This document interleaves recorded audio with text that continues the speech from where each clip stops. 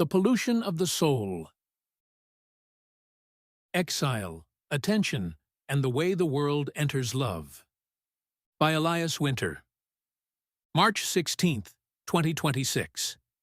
Read by an automated voice. 1. The contamination. I used to think the corruption was out there.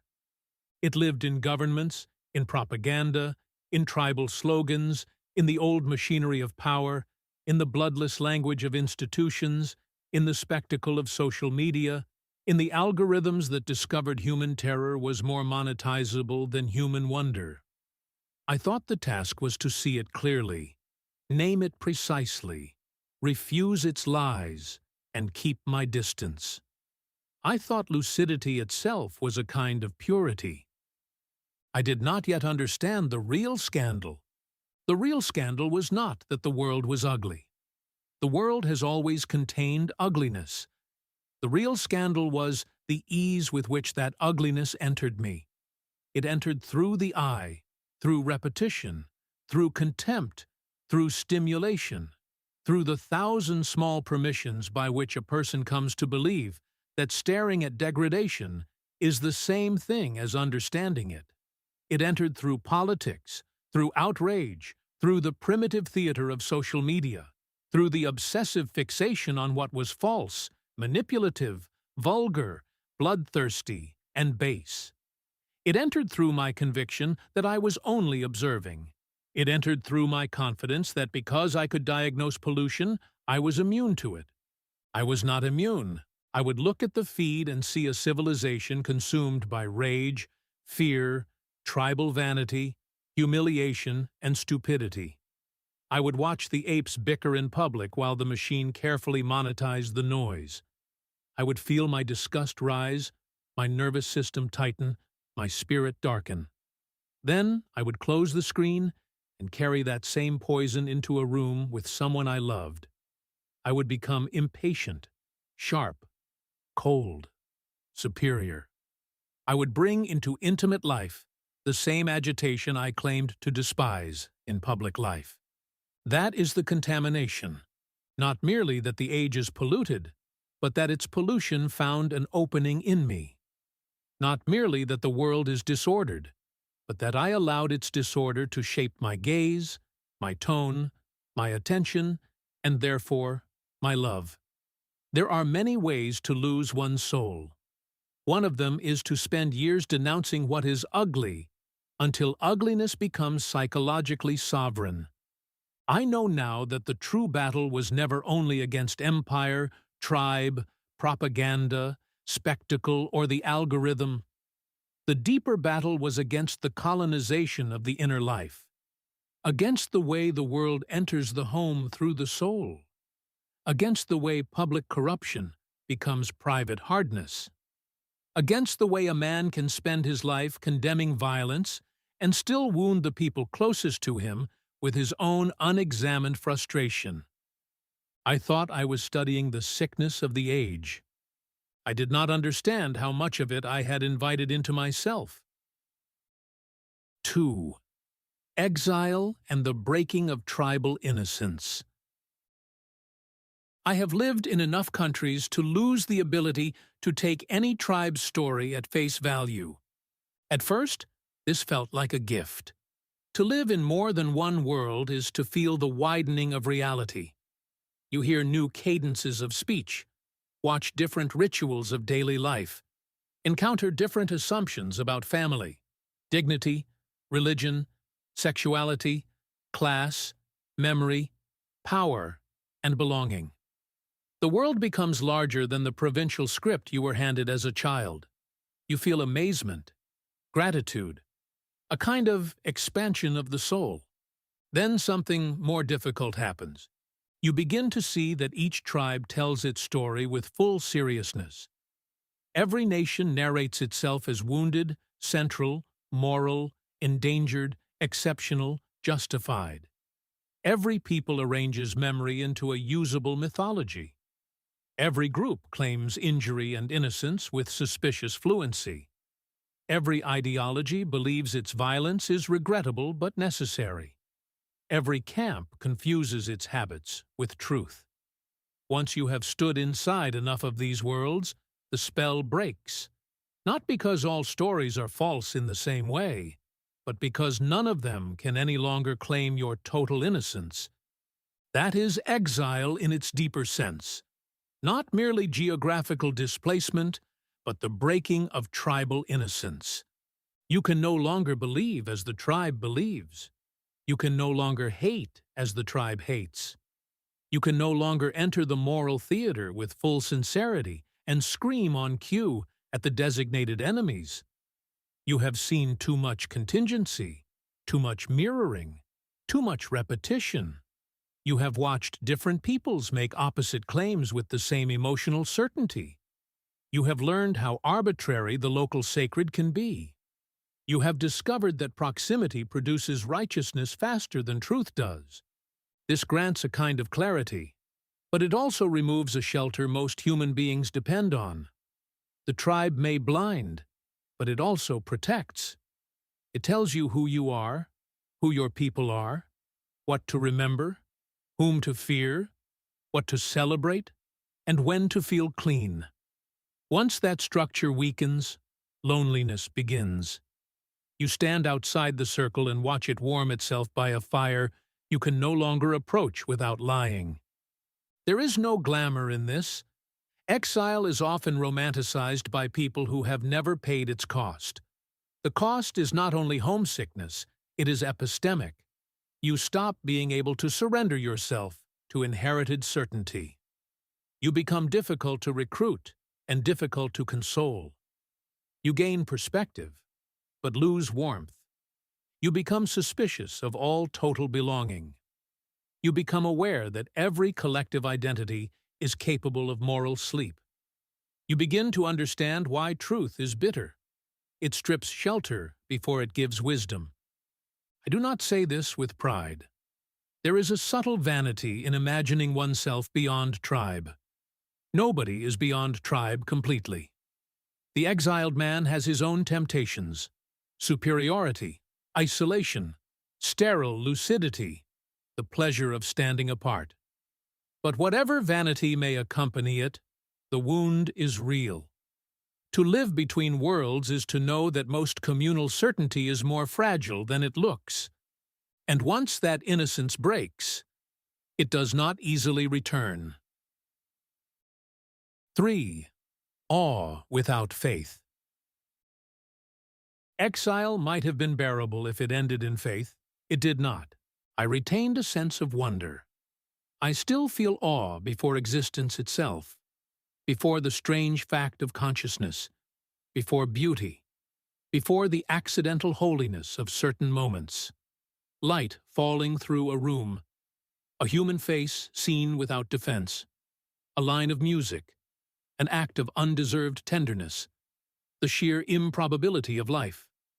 I am not spiritually numb. I am not incapable of reverence. I have prayed at times. I have felt the weight of mystery.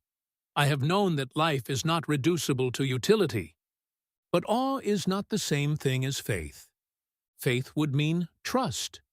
Trust that reality is not only profound but ultimately held. Trust that the world, however tragic, is under some benevolent horizon. Trust that suffering is not final absurdity. Trust that justice is not a rumor. Trust that one need not carry the whole burden of uncertainty in the nervous system. I do not possess that trust in any stable form. I do not truly believe that everything will turn out to be okay. I do not rest in providence. I do not have metaphysical insurance. This is a miserable intermediate state, too spiritual for nihilism, too unconvinced for faith. The person with no sense of the sacred may live more lightly than I do. The person with genuine faith may also live more lightly. One has surrendered the question. The other has surrendered to an answer. But the man who feels awe without trust lives exposed. The world feels meaningful but not safe. Mystery remains, but comfort does not. One senses depth without shelter. That condition breeds anxiety, because the soul remains open while the mind remains unconsoled. In this state, conscience grows sharp but not restful. One loses the ability to believe in absolute good and absolute evil in the tribal sense. One cannot condemn whole peoples with a clear heart. One sees too much mixture in human beings, too much shadow in every camp, too much hypocrisy in the loud moral certainties of the age. This is often praised as maturity, and in one sense it is. But maturity of this kind also removes a great psychological simplification. It leaves one in a morally complex world without a simple story strong enough to sedate fear. I do not say this as an achievement. I say it as a condition. The condition is this: to feel the sacredness of life without being able to trust that life is morally governed in a way that will protect what one loves. To feel wonder and dread at once, to know that attention matters, that love matters, that conscience matters, while remaining uncertain whether history rewards any of them. To pray without certainty that anyone hears, to suspect that goodness is real, yet be unable to prove that it rules. Such a person will often become anxious. How could he not? Remove tribe, remove certainty, remove providential assurance, and what remains is a soul standing in the wind, still open, still vulnerable, still searching. The old religious traditions understood something modern intelligence often forgets. Awe without trust can become terror. That terror is rarely dramatic. More often it is low, persistent, atmospheric. It enters as worry, vigilance, dread, sleeplessness, the inability to settle, the sense that life could be shattered at any moment, and no one is finally in charge. The exiled mind, already stripped of tribal innocence, now finds itself without metaphysical shelter as well. It can still feel the sacred. It just cannot lean on it. And so it becomes prone to fear. 4. The industrialization of fear. A soul already inclined toward anxiety could hardly have designed a worse environment for itself than the modern feed. The great discovery of the platforms was not technological, but anthropological. They learned, with scientific precision and commercial ruthlessness, that if you cannot reliably hold human attention through beauty, depth, usefulness, or wonder, you can still hold it through fear, outrage, humiliation, and tribal threat. You can keep a person looking by terrifying him, by angering him, by baiting him, by showing him conflict, scandal, collapse, and moral contamination. The nervous system will do the rest. The body evolved to notice danger long before it evolved to appreciate wisdom. The platform simply monetized what biology made vulnerable. This is why so much of the internet feels like a torture chamber disguised as entertainment. You open the app to pass a moment, and within seconds, you are placed in the middle of conflict. Someone is lying. Someone is screaming. Someone is being exposed. Some group is threatening another. Some ideology is devouring itself. Some event is framed as civilizational emergency. Some clip is selected to induce disgust. Some man is rewarded for being monstrous because monstrousness performs well. Around all of this, almost as an afterthought, the advertisements appear. The human soul has been kept in suspense long enough to sell soap, software, insurance, cosmetics, or a mattress. This is not merely distraction. It is organized desecration of attention. Of all the things a civilization could have trained itself to look at, we chose this. Of all the possible uses of human language, image, curiosity, and desire, we built systems that reward the primitive bickering of apes and then call it engagement. It is difficult to describe the sadness of opening a platform and realizing, again and again, what collective attention has become. Not because horror is unreal, but because horror has become the dominant method of retention. We have taken the most fragile, miraculous faculty in human life, attention, and auctioned it to whoever can most effectively disturb it. The defenders of the system always point to choice. Nobody forced you to click. Nobody forced you to watch. Nobody forced you to scroll. This is technically true and spiritually evasive. It is like dropping sugar into the bloodstream of a diabetic population and then praising freedom of consumption. The architecture is not neutral. The system is built to exploit human susceptibility, to locate the wounds in the psyche and press on them repeatedly until the body submits. It does not invent tribalism, fear, envy, cruelty, insecurity, or resentment. It industrializes them. What makes this especially corrosive for a person without strong faith or tribal belonging is the absence of insulation. The believer can interpret chaos through providence. The partisan can interpret chaos through narrative victory. But the exiled mind without those structures receives the stimulus raw. Fear lands as fear. Conflict lands as conflict. Stupidity lands as sadness. One sees not only the noise, but the degradation of the species through its own uses of language. And yet, I returned to it.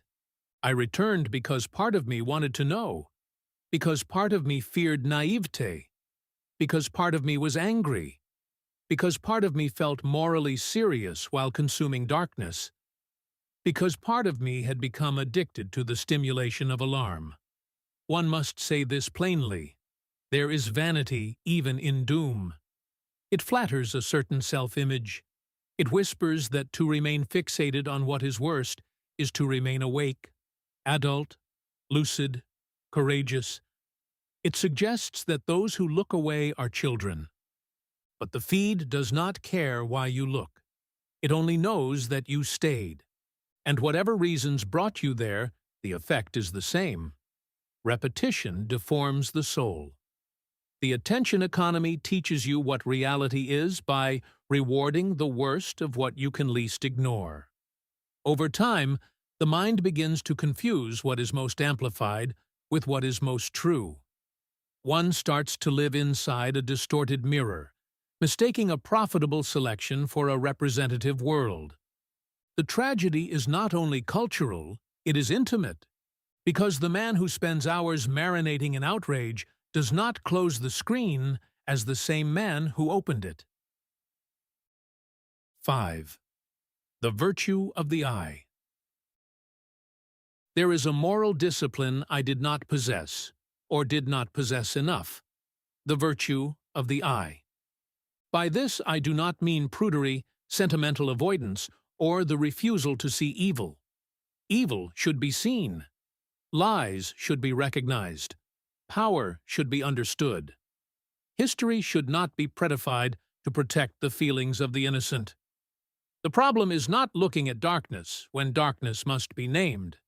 The problem is failing to distinguish between seeing clearly and staring compulsively. The eye is not merely a passive instrument. It is a gate, and gates do not only admit information, they shape formation. What you repeatedly look at becomes what you repeatedly think about.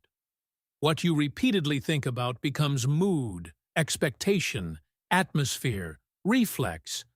What begins as observation becomes apprenticeship. The soul bends toward what it rehearses. This is as true for beauty as it is for ugliness. I did not understand how much of my inner life was being arranged by the objects of my attention. I thought my mind stood above them, interpreting them. In reality, my mind was being trained by them. The feed, the argument, the scandal, the tribal drama, the performance of stupidity, the spectacle of cruelty, these did not merely pass before me. They left residue. They set a tone. They instructed the body about what kind of world this was. They taught vigilance, contempt, expectation of ugliness, attraction to intensity, impatience with ordinary goodness. Even when approached in the name of lucidity, they formed a dark liturgy. There is a hidden pride in preferring ugliness because it feels serious. One imagines oneself more adult for refusing delight, more honest for dwelling on corruption, more mature for distrusting beauty. One tells oneself that wonder is childish, that joy is evasive, that peace is for the naive. One develops an identification with severity. It feels more truthful to focus on what is broken. The harsh gaze comes to seem morally superior to the receptive one. But this too is distortion. To let the eye rest on beauty is not necessarily denial. To choose awe is not necessarily stupidity. To avert one's gaze from the circus, at least sometimes, is not cowardice. It may be the beginning of sanity. A civilization whose technologies feed people the worst of themselves will not voluntarily restore balance to the gaze. That balance must be chosen. The eye must be disciplined against the market. I see now that there is a profound difference between acknowledging evil and enthroning it. The former is necessary, the latter is formative. One can become inwardly governed by precisely what one outwardly condemns. The man who hates corruption can still become psychically organized around it. He can become so fluent in degradation that he loses his native appetite for gentleness. He can become unable to encounter ordinary life without filtering it through disappointment. The eye needs Sabbath.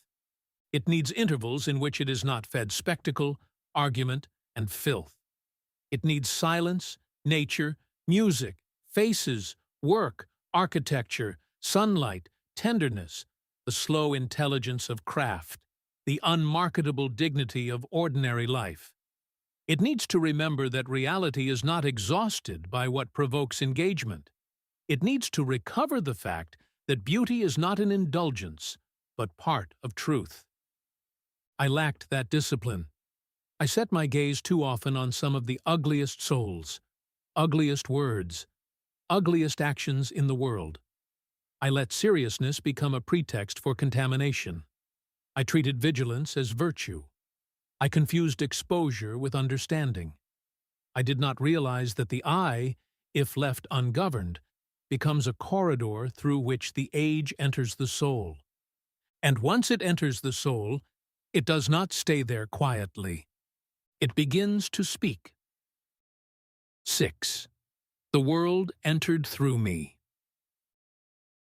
The most painful realization in all of this is not that the world is deformed. It is that I carried that deformation into love. There is a temptation, especially in the intellectually serious, to believe that one's deepest moral life occurs in relation to ideas. One imagines that the great drama is taking place in the realm of thought. What one believes about history, power, empire, religion, truth, ideology, technology, violence, and civilization. One wages war there, forms judgments there, refines language there, believes oneself honorable because one is committed to seeing clearly. Meanwhile, the actual test is taking place elsewhere, in the room, in the home, in the conversation, in the voice one uses with those who love one without requiring a theory. And there, I often failed. I broke my word to myself. I made commitments I did not keep. I oscillated between the impulse to perform and the impulse to escape. I sought intensity where I needed stillness. I chose stimulation over reflection. I did not consistently sit in meditation or prayer and consciously remember the people I loved. I did not consistently ask what being alive should feel like, what kind of legacy tenderness leaves, what a good man owes those nearest to him. Instead, I let the atmosphere of the world pass through my own unmastered frustration and then directed it at those who least deserved it. This is where intellectual arrogance reveals its true poverty. The arrogant mind does not always shout. Often it appears as impatience, correction, sharpness, inner superiority, the subtle conviction that one sees more clearly than others and is therefore licensed to speak without gentleness. One becomes irritated by innocence, by repetition, by emotional simplicity, by ordinary concerns. One starts to imagine that one's clarity compensates for one's tone. It does not. To be right in one's analysis and wrong in one's presence is a humiliating form of failure. I used the world's disorder as fuel for my own agitation. I brought into personal relationships the residue of public disgust. I let disappointment with humanity become coldness toward human beings. I allowed the ugliness of politics, media, and history to pollute the sacred relationship I could have had with loved ones. The poison did not arrive from outside and remain outside. It entered me, and through me entered the room. That is the betrayal.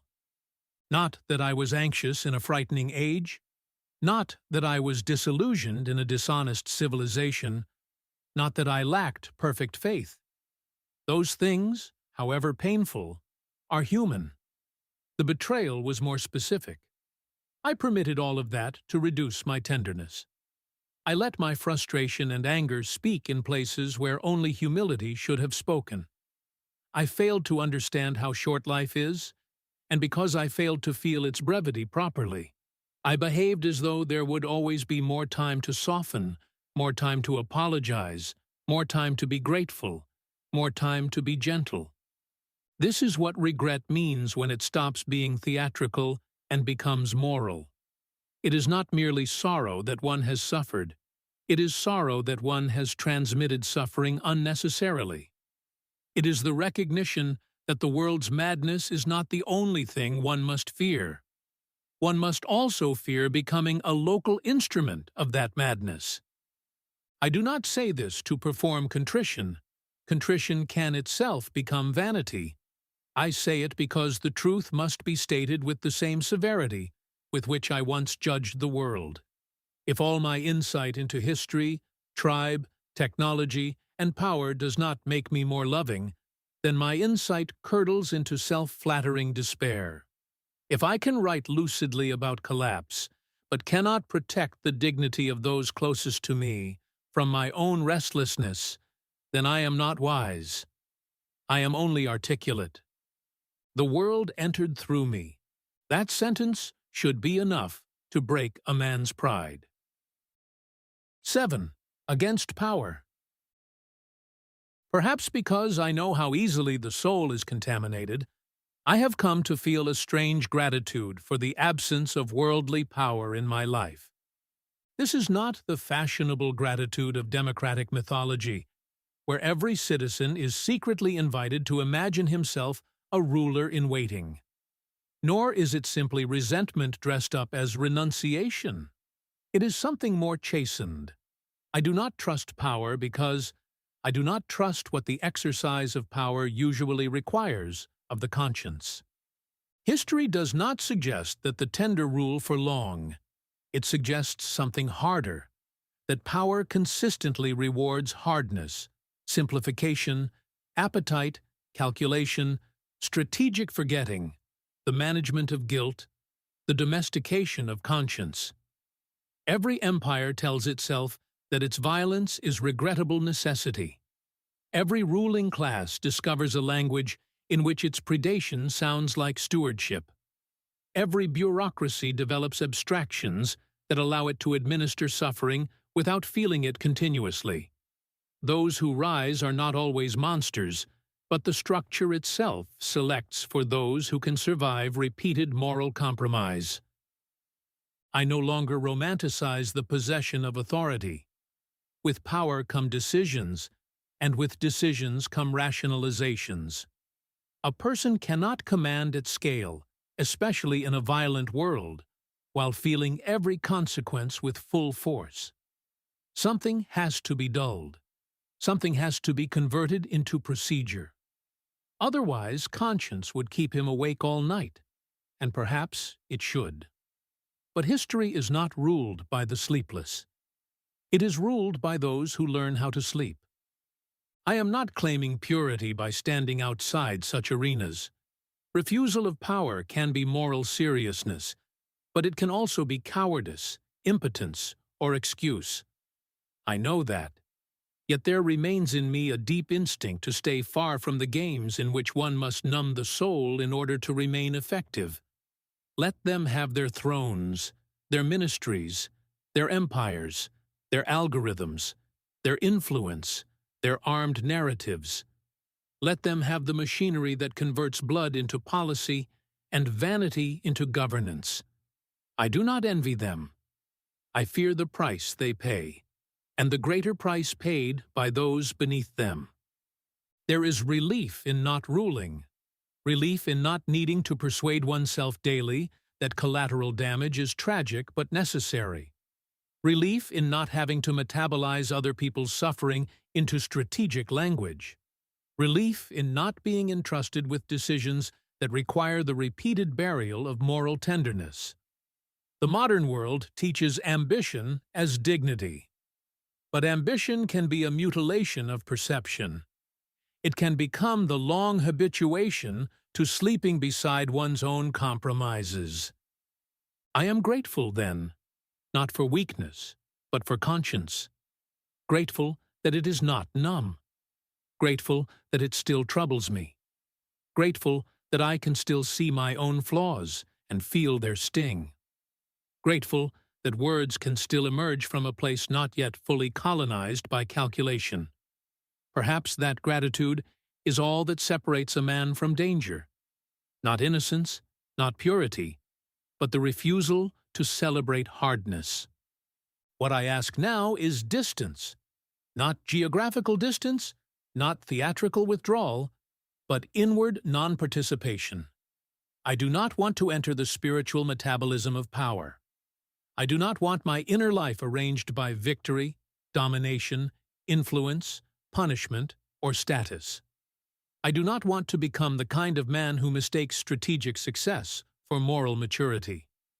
I have seen too much to believe that those who wield power do so from clear conscience, and I know enough about myself to fear what I would have to kill in myself to survive there. That fear may be one of the few honest forms of wisdom available to me. 8. Truth without love. There is a final correction without which everything I have written remains incomplete. It is not enough to see clearly. This is difficult for intellectual people to admit, because clarity flatters them. The ability to detect lies, expose manipulation, diagnose systems, trace history, deconstruct tribal narratives, and interpret cultural machinery produces a strong sense of seriousness. One begins to feel that understanding itself is a moral achievement. Sometimes it is. But understanding alone does not redeem anyone. It can, in fact, become a subtler form of vanity. Truth without love becomes accusation. Exile without love becomes superiority. Conscience without love becomes self-dramatization. Writing without love becomes the distribution of one's own despair. This is the risk that haunts me when I write. I pour honesty into the page, sometimes brutally, because I cannot bear the falseness of easier language. I want to speak from the soul, from the wound, from the place where shame, longing, intelligence, reverence, and disappointment all meet. But I know that honesty alone is not enough. If all I do is make other people feel the same isolation, confusion, and anxiety that I feel, then what have I offered? If my lucidity only deepens loneliness, what is its moral worth?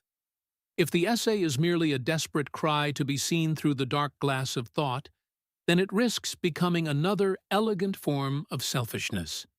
Yet silence does not solve this either.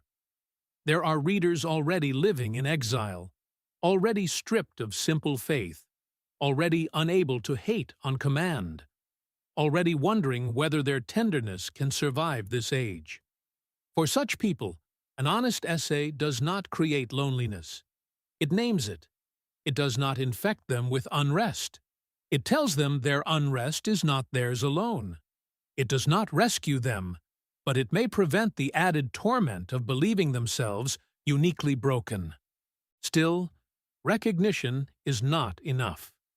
The question remains, does truth make one more loving? This is the measure I did not sufficiently apply to myself.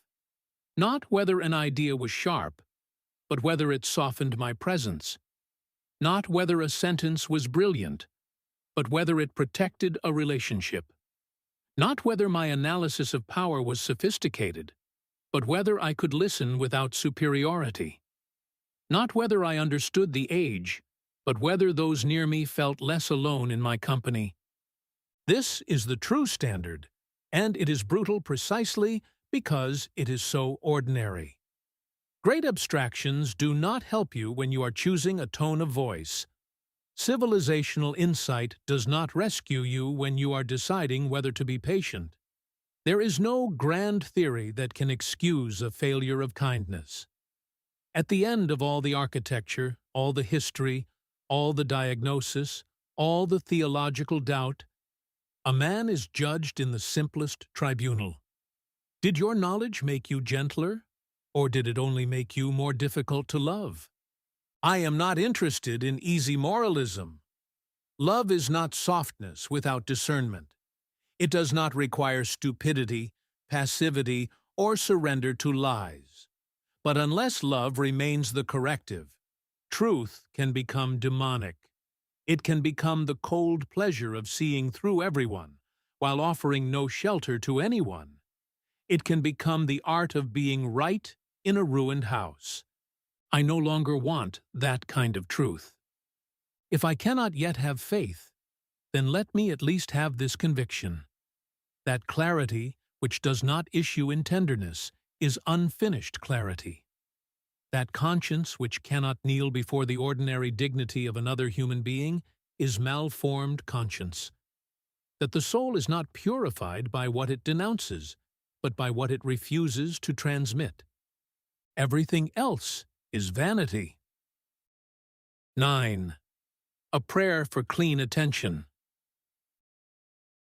The world will not change because I have understood it a little better. There will still be wars. There will still be lies. There will still be tribes teaching their children whom to hate. There will still be rulers who sleep too well beside the damage they authorize. There will still be platforms profiting from panic, crowds rewarding vulgarity, institutions converting blood into policy, men calling appetite destiny and domination order. There will still be stupidity. There will still be vanity. There will still be power. This is not a revelation. History has always known it. The revelation, if there is one, is smaller and harder. I do not have to let all of it live inside me without resistance. I do not have to offer my gaze endlessly to what deforms it. I do not have to enthrone horror in the sanctuary of attention. I do not have to carry the world's agitation into the rooms where love is trying to survive. I do not have to become inwardly shaped by what I outwardly despise. I do not have to let the age speak through my mouth to the people who trusted me with their nearness. This is where my prayer begins. Not a prayer for victory, not a prayer for certainty, not even a prayer for consolation, though I would welcome that too. A simpler prayer, for clean attention, for the virtue of the eye, for the discipline to look away from the circus before the circus takes up residence in the soul, for the humility to distrust my own brilliance when it makes me less kind, for the grace to remember, before anger speaks, how short this life is, for the ability to sit in silence and consciously love the people who still remain to be loved, for a conscience that stays alive without becoming theatrical, for the strength to refuse power where power would require spiritual amputation, for the courage to write honestly without baptizing despair, for the wisdom to know that not all truths deserve equal residence in the heart, and perhaps above all, for the willingness to accept others as they are, with all their imperfections, while no longer placing too much trust in my own ideas. The world was never going to be pure. Human beings were never going to become simple. I was never going to think my way into innocence. Let that illusion die. Let the rage that depended on it die with it. What remains then? Not much, and perhaps enough. A few loved ones, a mortal life, a conscience not yet numb, a gaze that can still be trained, words that can still be offered. Regret, yes, but also gratitude. Sadness, yes, but also the possibility that sadness need not become contamination. Exile, yes, but perhaps an exile that no longer mistakes severity for truth. If I cannot yet say that everything will be okay, I can at least ask not to become one more instrument of what is not okay. That is a small prayer, but it may be the beginning of cleanliness. And cleanliness, in an age like this, is already a form of mercy. Elias Winter, author of Language Matters, a space for reflection on language, power, and decline. Thanks for reading Language Matters. Subscribe for free to receive new posts and support my work.